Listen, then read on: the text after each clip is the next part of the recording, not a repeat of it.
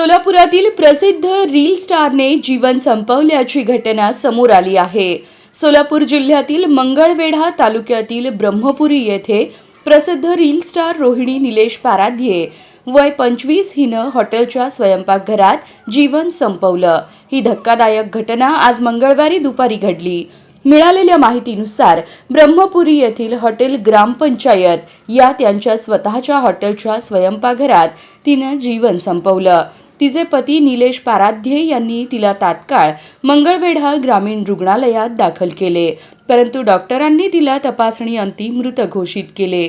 या प्रकरणी पती निलेश यांनीच पोलिसात फिर्याद दिली असून मंगळवेढा पोलीस पुढील तपास करत आहेत.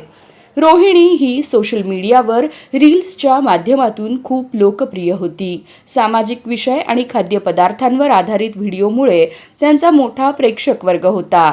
त्यांनी सुरू केलेल्या हॉटेल ग्रामपंचायतला चांगला प्रतिसाद मिळत होता.